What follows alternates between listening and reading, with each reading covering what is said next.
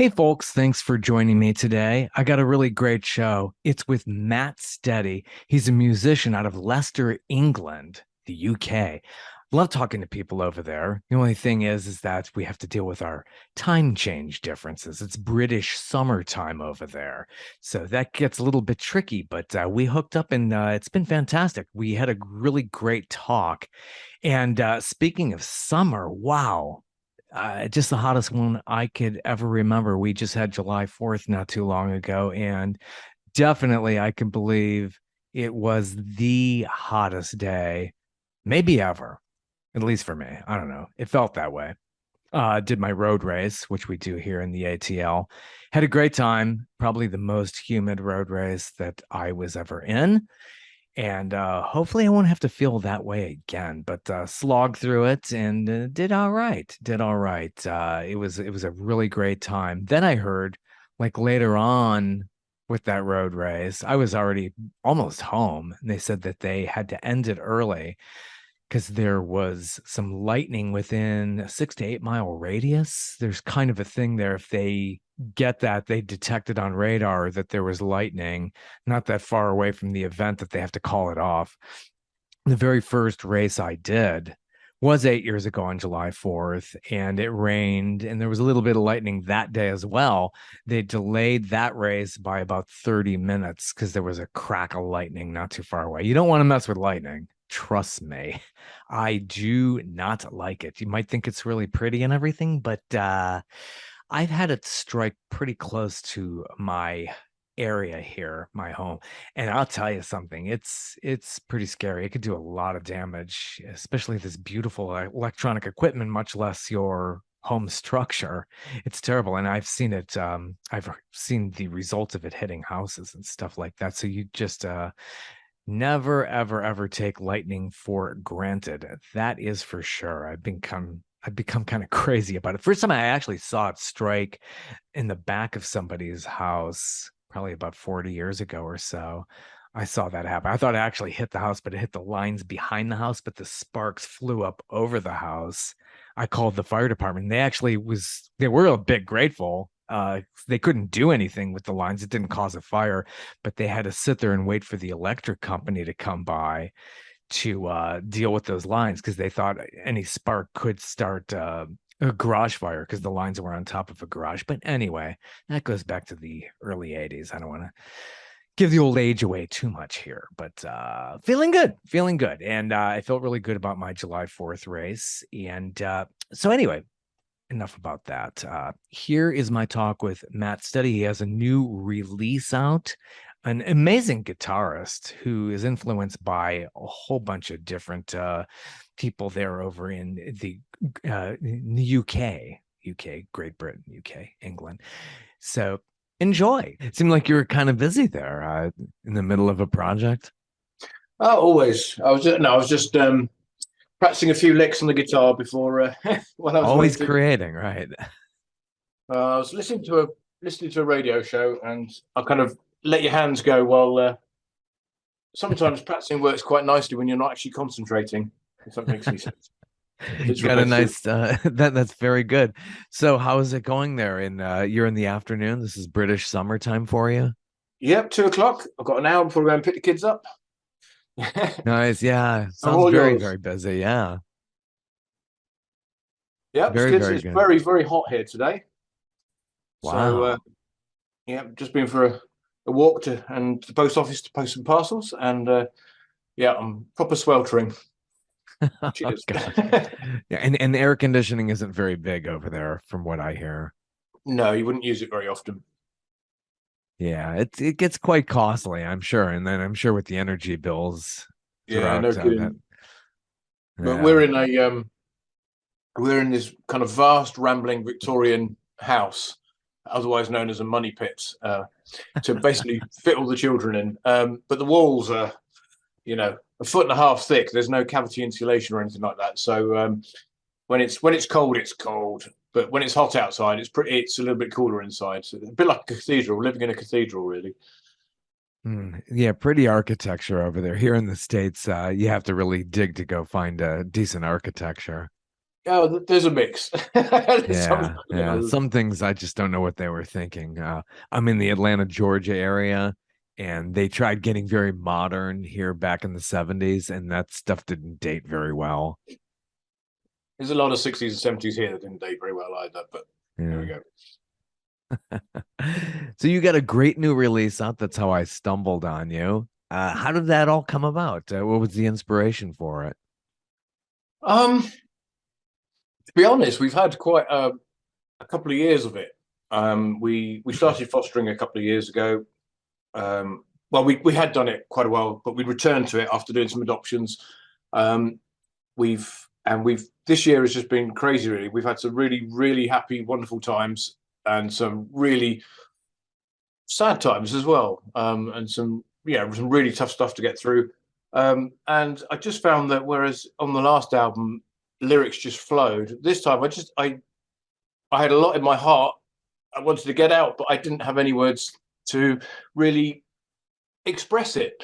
And I found that my guitar was doing the expressing for me. So in the end, I've ended up doing 10 kind of epic guitar instrumentals. And really, it's just a way of just letting everything that's in me come out musically. And so some of the songs are quite melancholic. Other ones are kind of triumphant and soaring, and there's one of them's even quite mischievous, really. But it's I think I call them songs even though they're instrumentals, but I think they're songs that people can listen to and connect to, and they'll you know there's that link with their emotions from my emotions when they're listening to it. And yeah, it seems to be quite a powerful album and seems to be catching people's imaginations from what they've heard of it so far. So that's great. And what's the inspiration as far as like, do you just noodle around on the guitar? You have a tune that you're like, I haven't heard this before. How does that come to you? Sometimes I mean, one song I was in the supermarket and I just had this idea for a melody, and then I had to sing it to myself all the way through the rest of the shopping and packing the car and then driving home, unpacking the car, and then quickly went to the recorder and just got it out. So that was quite funny. Other ones, I get a nice set of chords together that give me a basis for something, and then I just improvise over the top of it, and it's surprising how often when you go back, quite a lot of it, there's some absolute golden moments in it, and some of it you just can't repeat either. There's other bits of it that you replace or you move about, but sometimes there's some absolute gems in there that if you were just sat down and writing with a pen and paper, you'd never come up with, just because your fingers do strange things sometimes. It's often the mistakes that you make that sound really cool and interesting. Yeah. Yeah, sometimes it's best not to overthink anything and just I definitely agree. go with the Yeah. flow. Go with the flow. I Yeah. mean, I had a classical background from an early age. I was brought up on violin and piano and music theory and all that, um, and which is an absolutely amazing kind of head start to have. But now I don't think about any of that. I just play. But I think if I didn't have that in my background, um, I wouldn't be able to just play. I would then need to think about the theory and what the chords are. And all. Does that make any sense? Yeah, But yeah, yeah. now I seem to have kind of gone a little bit faster. I'm not saying I'm a master at music theory, but I know enough that I can actually just pick up my instruments and just express myself without thinking, oh my goodness, do I need a seventh chord here? Or, it's so that's quite nice. It all kind of feels quite natural. So growing up, when did they start you on, or your family start you on Well, primary piano? school. So, I mean, we must be talking six or something, five maybe. Yeah. Do you like So I those did violin and lessons? piano all the Yeah. way up to 18, and then went to university. And obviously, I didn't take a piano with me, and I didn't take my violin either, and I didn't play really either of them for many a year. But I do play the violin quite a lot now, especially with. I find actually more people. There's a lot of guitarists around, really good guitarists, but actually finding a really good fiddler to play on your stuff isn't quite as easy. So I actually find I get more kind of session work with my violin than the guitar, interestingly enough, and that's great fun. So I did some today actually. I played for a lovely folk artist called John Reed, Huh. and he's just moved up to Scottish borders. So that was a real joy. Enjoyed that. Yeah, so yeah, it's nice to add strings. I mean, I guess you go back to Beatles and people like that before that. Just strings add such a dimension to pop music that's introduced the rest of the world to that. It's nice to know and nice to have. Absolutely. I mean, I quite often put strings in my songs. I quite often have. I have obviously I've got a couple of violins, and I've got an interesting violin which has got special strings that tune it down an entire octave, which not many people have heard that before. So it's kind of lower than a viola. Hasn't Mm. quite got that massive big tone because it's not quite as big an instrument, but it's very effective and very, very fun. And I do have a viola and a cello as well somewhere. So I do record all those and put them together. Often put some synths in the background as well. You can kind of, there's some very good string sounds together. And putting the two together makes it sound a little bit more orchestral rather than I've just recorded a string chord. So it sounds more like an orchestra than a string quartet if I do that, which is quite nice. But on some of the songs, I've got some lovely kind of string backgrounds, along with some really crunchy guitar sounds and the bass, and then some kind of soaring lead over the top. And I'm finding that the strings and the kind of um, crunchy, heavy guitars together are working really super well together. Yeah, Good for you got inspiration from a lot of different places, from what I've noticed. A little bit of progressive rock, definitely. Celtic. What kind of progressive rock did you enjoy following and growing up on? I think the main progressive rock band that I've listened to really is Marillion. I remember going on a youth camp in the Lake District when I was in Oh, my must be 13 maybe. So I mean, my parents sent me and my brother along to this camp where we did canoeing and climbing and all that kind of stuff. And they obviously had a holiday at home and just relaxed and chilled without us. So oh, that was genius. But I remember kind of back at base they had a table tennis table and snooker table, and there was a stereo. And I remember the two tapes that were there. Someone had brought with them, and one was uh, Alana Miles' Blue Velvet it's called.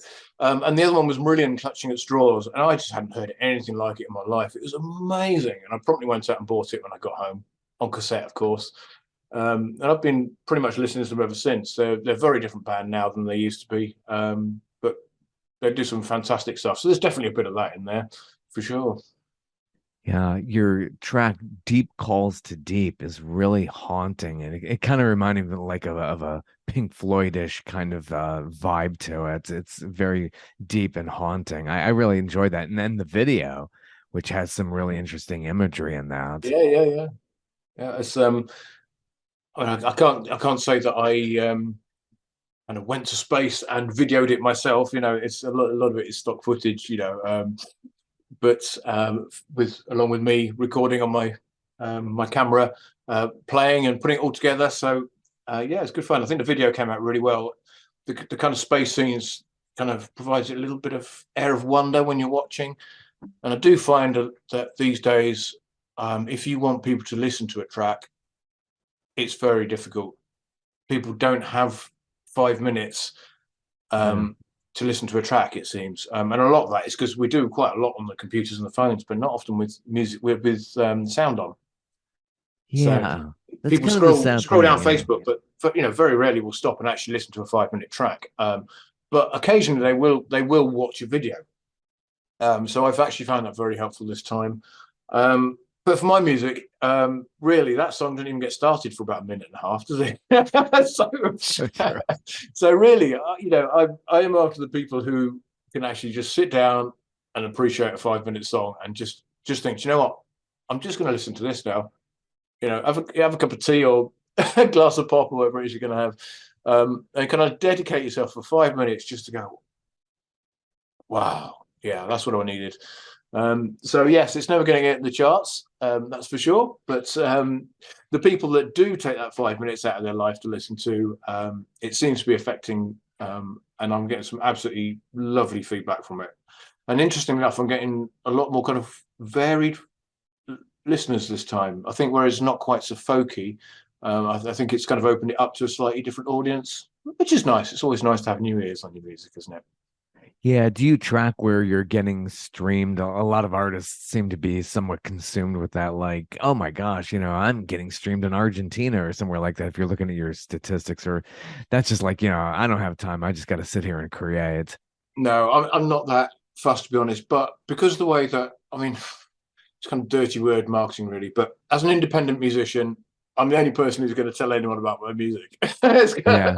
I haven't got a label to do that or anything like that. So I do the marketing, and really the most authentic, natural way that I can market is just to connect with people and talk to them, find out what they like, um, introduce them to my music, and just get along with people as friends. So when I put an album out, especially with pre-orders, when the pre-orders start coming in, I know who these people are. I know who they are. I know how many cats they've got. I know where they live. It's all it's this is not a scalable marketing method, by the way, but it does. It is authentic and it does work. But this time round, I'm getting quite a lot of people pre-ordering, and I've got no idea who they are, which is brilliant. Yeah, so that's quite nice, really. That's good. Yeah, yeah, it's so hard. There's so much content out there, and it's so difficult to try to get that notice and to even, like you're saying, getting 5 minutes, much Absolutely. less. Then it seems like it's as a teaser, and then people will order your albums that way by getting that personal connection, and that's a unique way of marketing, definitely. For sure. I mean, there's one of my favorite acoustic musicians, singer-songwriter from Wales, called Martin Joseph. If you don't know him, check him out. I'm Fabulous. familiar. He he calls it rising above the noise. It doesn't even matter whether your music's good or bad. Just getting actually people to listen to it out of the millions of bits of music out there is really difficult. But what I am finding this time is that when people are listening, they seem to be falling in love with it. So for me, I've kind of reached something I've always wanted to do, which is get a piece of music that people are loving. So now for me, the hard bit is to get people to listen to it and realize they love it. There we Yeah, go. that is so true. I mean, definitely getting that. It sounds very familiar too. But yeah, so how many albums do you have out now? Well, this is actually the 10th, believe it or not. That includes a couple of live albums. Uh, but yeah, they're all quite different in content. There's some quite folky ones. There's a kind of like a hard rock blues one, a couple of acoustic ones. It's quite a wide range. I like playing in all sorts of different types of music, and I don't I don't think, right, what does this audience want to hear? It's whatever's in me and needs to come out comes out, and then occasionally it's of a similar style to the last album, but it's rare. Yeah, yeah, so true. So how long have you been into foster parenting? Oh, we did our first lot probably 25 years ago. Oh, that's probably aging me slightly, isn't it? Yeah. But then when my wife Abby became pregnant, because he was prone to being a little bit rough, um, yeah, we had to stop that, which is fine. Then we started adopting. We adopted our eldest lad, who's at 3. He's 20 now, and then Oh, two lovely girls who we knew, and we knew they needed a home, so we kind of put our hands up for that one. That was one of the best things we've ever done. And then a couple of years back, as I said, we got into fostering properly, and it's been absolutely amazing. It's really, I cannot tell you how much hard work it is. It's ridiculous. And it's at some point it's absolutely soul destroying and really, really hard. But it's also full of joy and full of wonder as well. And it's great. It's great. We've really kind of found what we like doing, which is nice. it's a great thing for the world. You're definitely contributing, not just through art, but just doing that. It's one of the hardest jobs in the world is parenting and guiding and being a mentor. So you're definitely making a difference in many lives. It's fascinating. Yeah, I hope so. And I think with the music, you can make quite a big difference as well. I mean, in my life, I've had times in my life which have been, really very, very tough. And one of the things that's brought me through them has been music.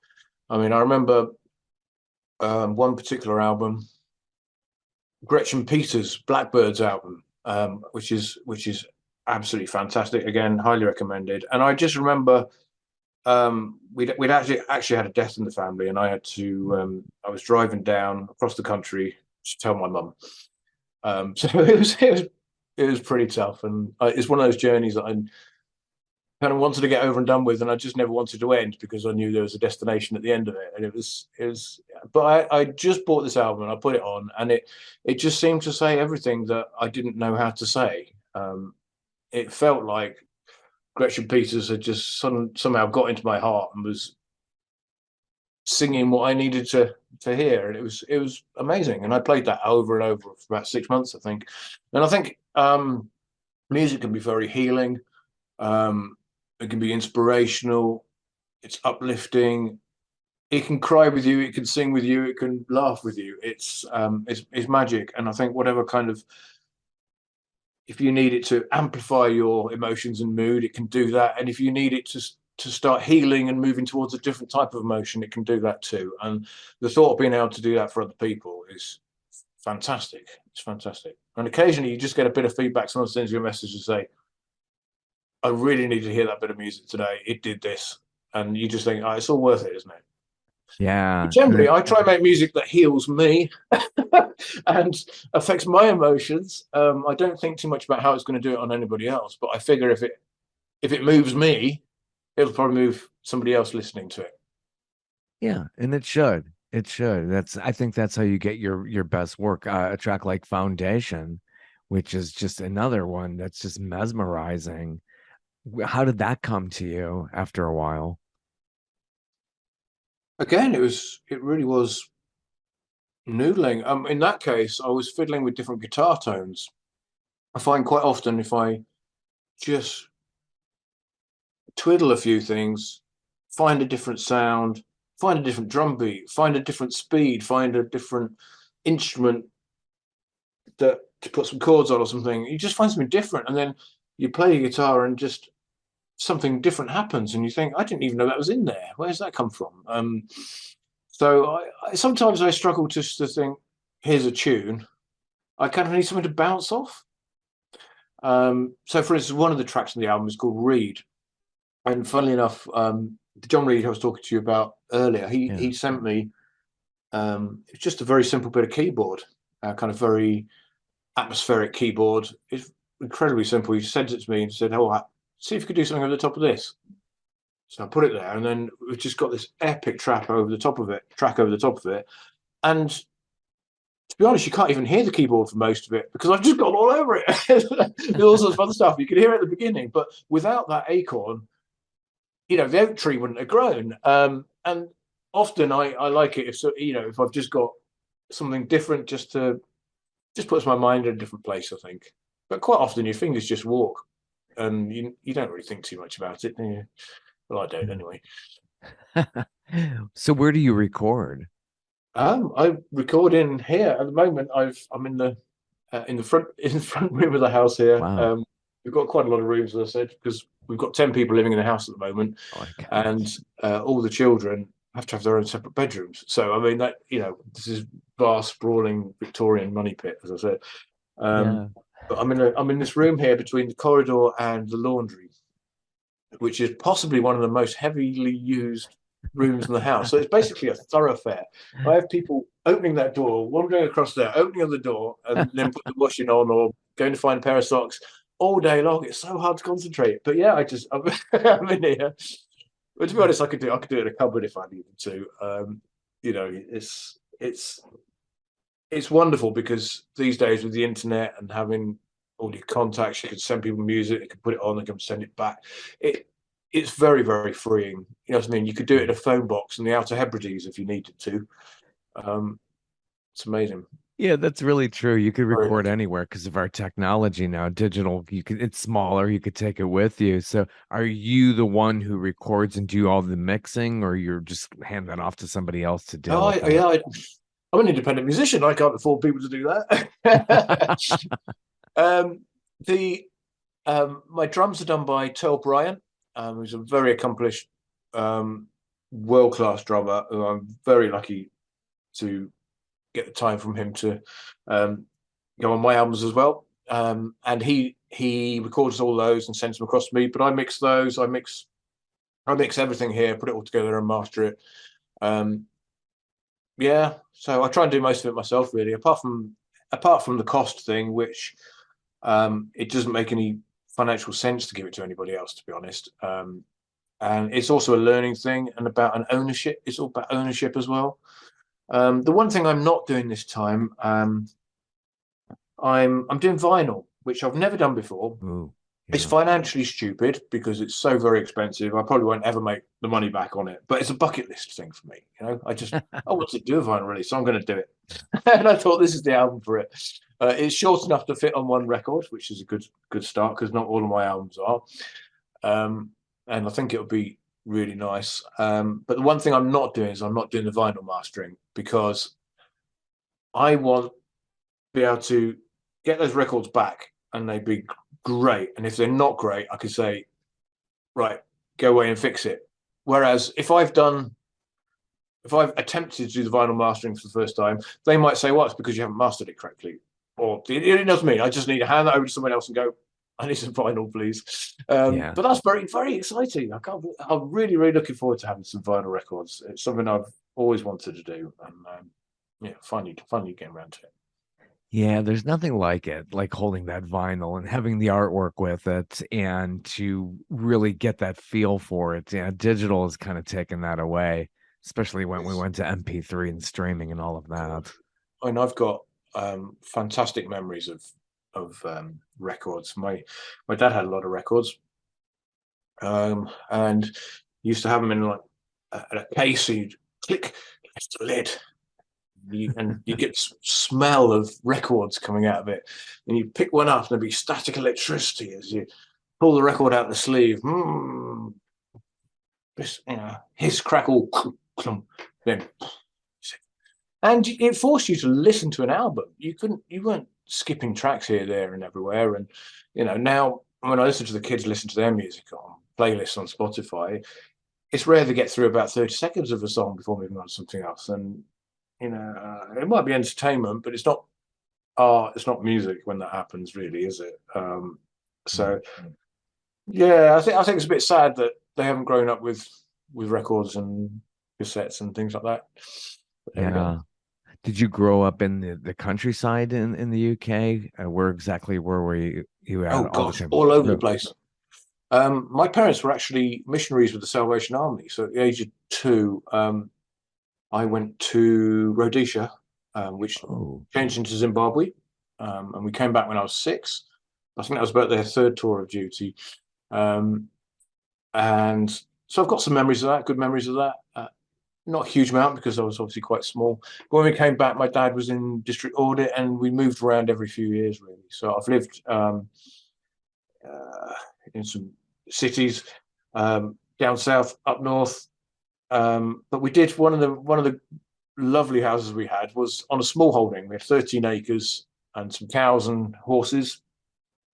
So we had stables, and that was a big learning thing for sure because we hadn't got a clue what we were doing with this basically a mini farm.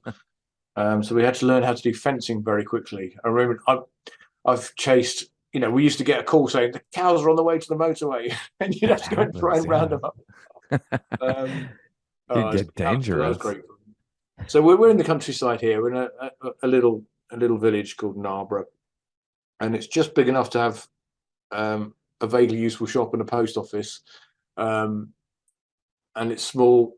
It's nice. It's big enough to have a little bit of a community, but small enough that just a few meters outside the house is just countryside, and it's fantastic. So it's kind of like the best of both worlds, and it's not far from town centre if you want to go into the city. So yeah, we do a lot How of walking. Our kids at the moment they do a lot better outside. When they're inside, they get a little bit cooped up and a bit stir crazy. So I'm forever taking them on long, long, long, long walks. Yeah, it's good for them, that's definitely. it. That's it. And Good good for for sure. your art. I'm sure you can get a lot of inspiration just getting out and looking at the vistas. And somehow, there's just so much noise with electronics. It's just nice to be able to get out there and get into nature.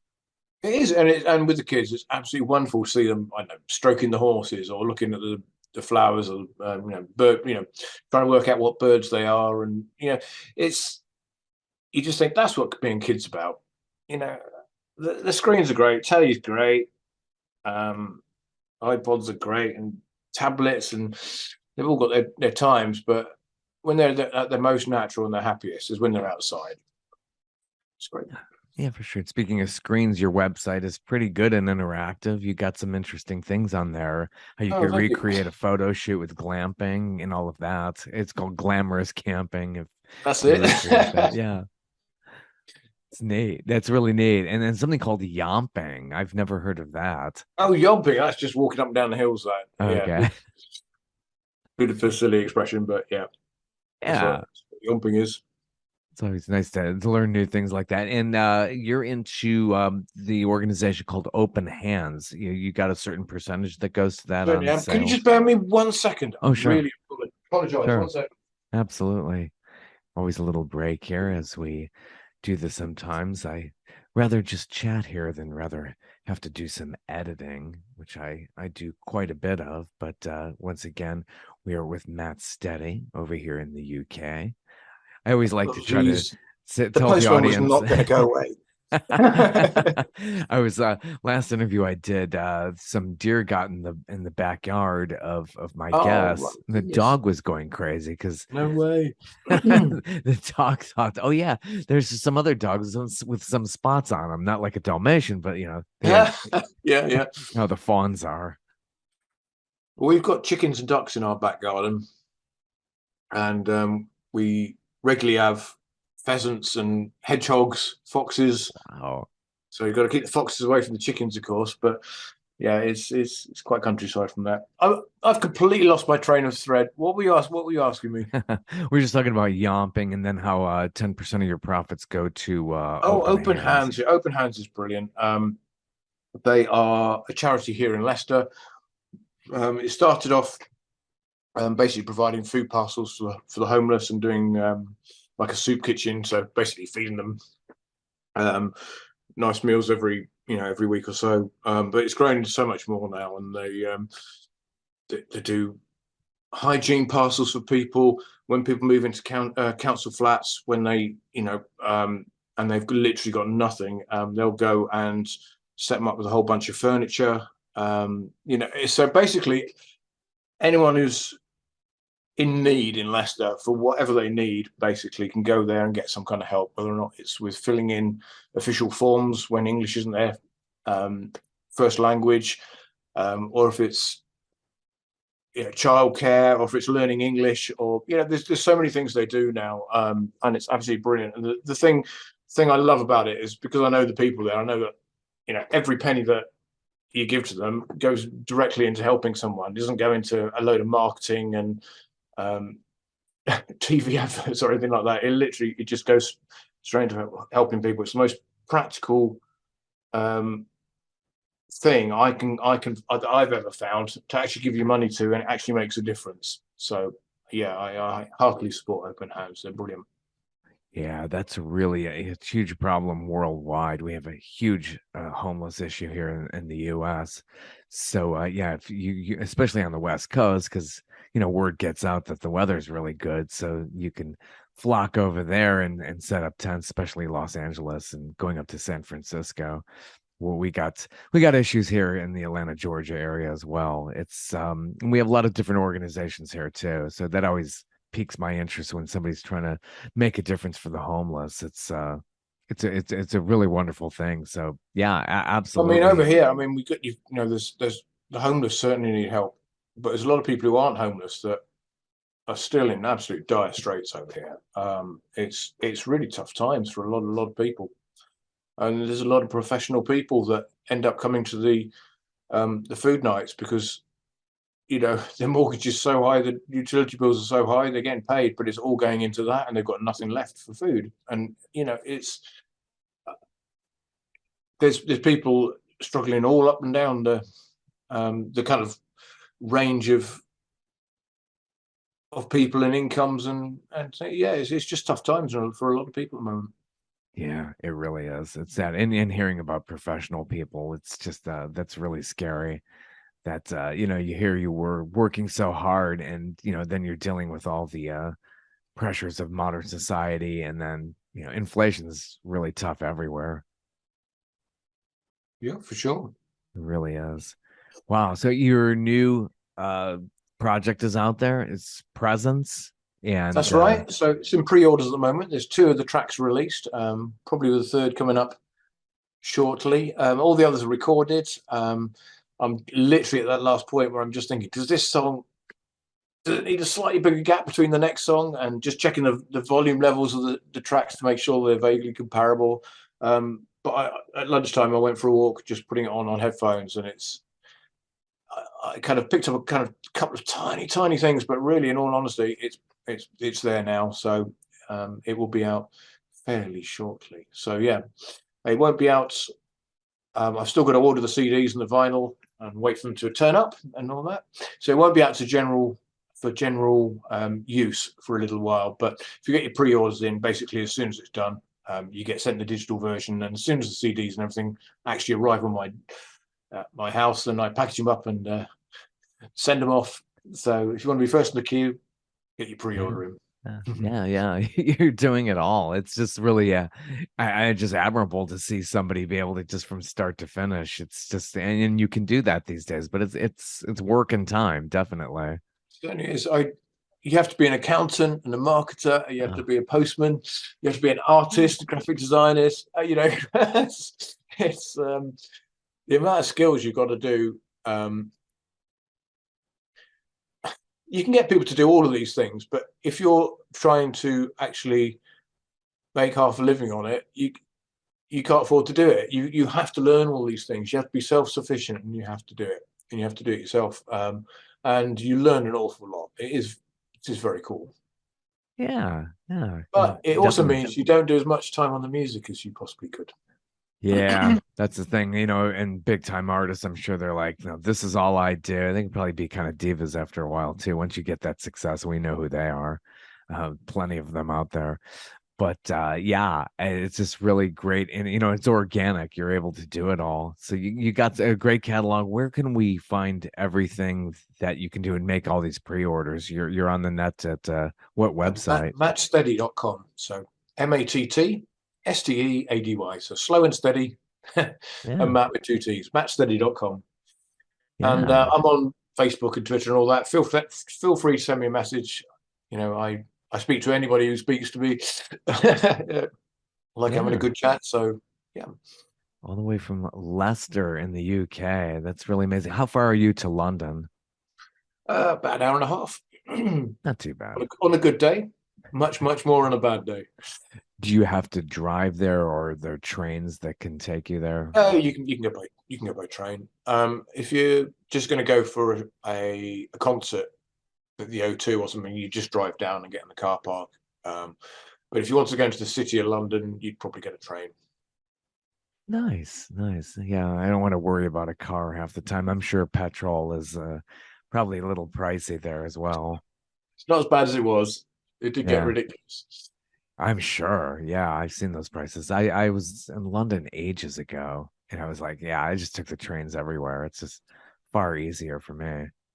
Yeah, you got the tube as well. We don't actually go to London that much. Once, twice a year, maybe. Yeah. Yeah, it's nice to be out there in Leicester. I'm sure it's a way of life is probably a lot more calm, I'm sure. In places. It's not calm in our house. It's crazy. Got your own chaos, that's for sure. Well, it's just great what you're doing, and thanks for joining me. I really had a great time. Oh, I enjoyed it. Thanks so much for having me. Take care. Have a good All right, one. cheers, Bob. And thanks for joining me. What a great talk. What a great guy. Foster parent and does so much for their rural community out there. Really, really fun. It's great to hear from people overseas across the pond. Anyway, we'll be back here soon. I have some episodes here for the end of summer, going into fall. So stay tuned.